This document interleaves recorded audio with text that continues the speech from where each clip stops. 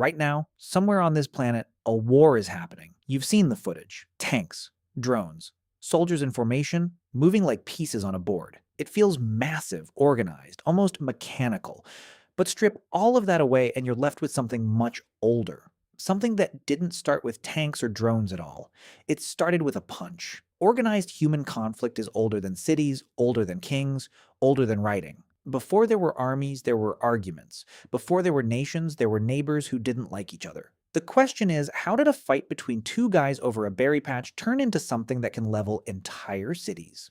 Let's go back to the very beginning. Around 10,000 years ago, before agriculture really took hold, humans lived in small bands, maybe 20, 30 people. Everyone knew everyone. And when two bands crossed paths, things usually went one of two ways: trade or trouble. Anthropologists studying skeletal remains from a site called Nataruk in modern-day Kenya found something chilling.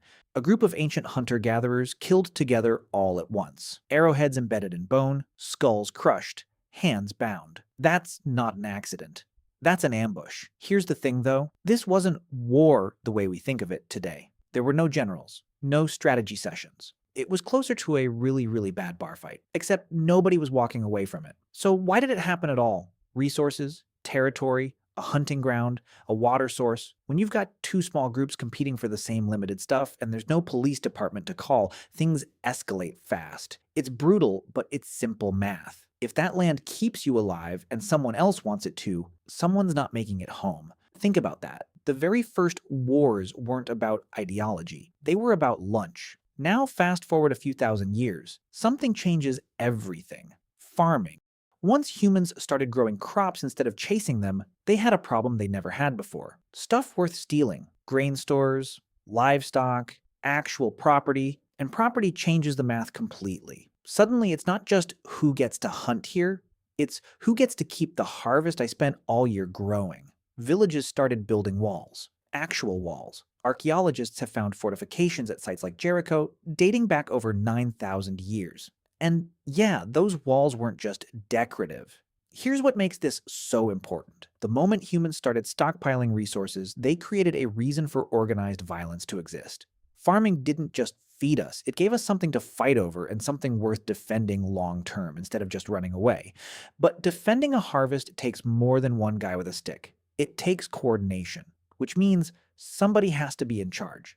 And that's where things start looking less like a bar fight and more like war. By around 5,000 years ago, in places like Mesopotamia, we start seeing something new. Standing groups of men trained specifically to fight. Not farmers grabbing spears in an emergency. Dedicated fighters, organized, given orders. Archaeologists studying early Sumerian art found carvings showing soldiers marching in tight formation. Shields overlapping, spears angled the same direction. That's not a mob.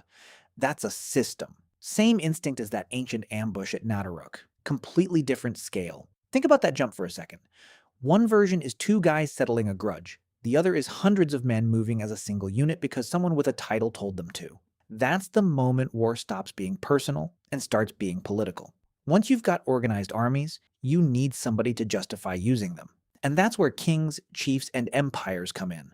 Conflict wasn't just "we need this land" anymore. It became "our God says this land is ours," or "our king demands tribute." The Egyptians, the Assyrians, the Romans, they didn't just fight for survival. They fought for expansion, for glory, for control over trade routes worth unbelievable wealth. But here's the problem with all that power. Once war becomes a tool for ambition instead of survival, there's no natural stopping point. A hungry tribe stops fighting once they've got enough food. An empire never has enough. That single shift, from need to ambition, is arguably the moment war became endless. Fast forward again, past castles and cannons and cavalry, and you land in the last couple hundred years. And this is where war gets its final terrifying upgrade: industrialization. World War I didn't look like Roman legions or medieval knights. It looked like factories. Machine guns produced by the thousands. Chemical weapons developed in labs. For the first time, war wasn't limited by how many men you could physically arm. It was limited by how much your factories could produce. That's the same instinct that drove two hunter-gatherers to ambush a rival band over a hunting ground. Except now it's powered by steel, chemistry, and mass production.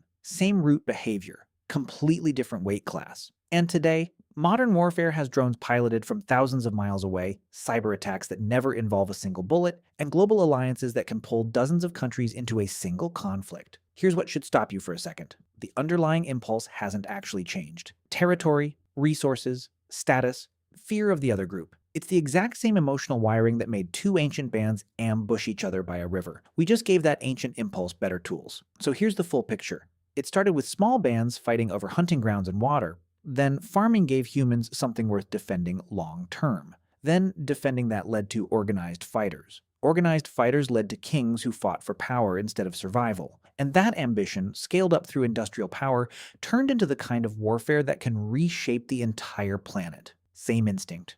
Different century, different weapons. So the next time you see footage of modern conflict on the news, tanks, drones, formations, remember it's not some new invention.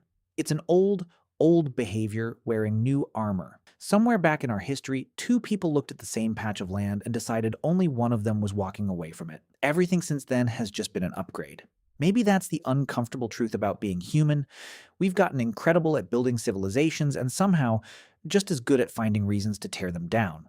Thanks for watching. See you in the next video.